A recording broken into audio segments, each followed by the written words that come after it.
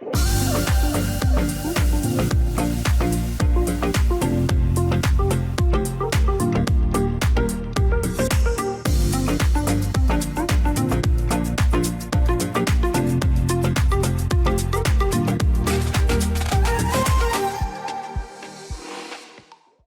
lot of people, have this discussion about sales and marketing. What's the difference? Where does one start, one end? So what would you say to all the people that maybe don't have some background in business or economics, but maybe even if they do, what is the difference between sales and marketing? And is there any?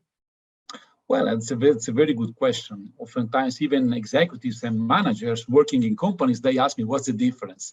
I think it largely depends on how companies interpret the roles and responsibilities of different people. The key thing is that most companies in the world have human beings who are in charge of managing relationships with other human beings.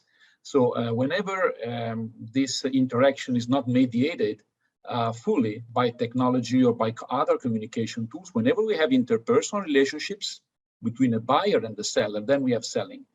And we have people who are in charge of interacting with customers. So it's a human side of marketing, if you want, where people can and should make a difference in understanding customer needs, relating to the customer individually, and creating value for customers individually, one by one. And usually in doing this, these people also have to integrate and align their activities with the more mass market initiatives that marketing typically does through advertising or market research. So usually marketing is broader and more general, whereas selling is more interpersonal and specific, and I would say even more pragmatic. In that sense, how could they integrate more? So how could they maybe enhance their relationship and coordination between sales and marketing? They often, have bad words for each other and shifting blames. You can always hear that. So how to avoid that?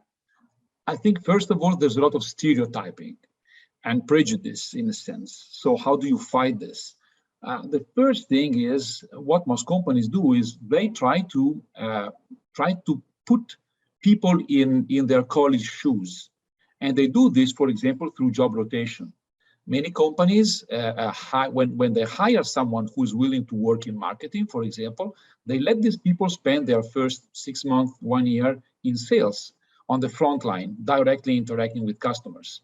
Because then when they move to the marketing roles and they interact with people from sales, they are more credible because they have spent part of their life directly interacting with customers. So job rotation is an example, but there are also some relatively trivial things. Like, for example, I always tell marketing managers, product managers, well, why do you always stay in your office? Just go out with your salespeople and go and see what happens in the stores, what happens in front of the customer, when you interact with buyers or in B2B settings. Because then you see what happens to your customers, or what happens when you have a B to C setting, and then we have resellers of your product. What happens when you in between? So it's a sort of reality check. So on the one side, marketers need to be more concretely related to the market, go out, and in a sense, salespeople need to have a broader perspective and not just be guided by everyday urgencies or the need of only their specific customers by losing the big picture. So it's a matter of relating them, and this can be done through, for example, also information and communication technologies help share information, for example, much more easily, and customer relationship management systems or digital technologies allow a better collection and sharing of information more rapidly and more accurately. So that definitely helps.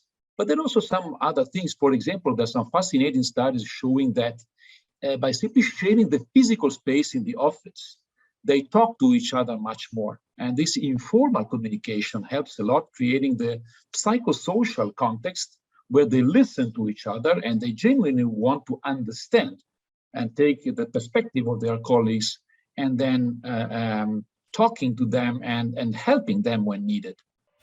you.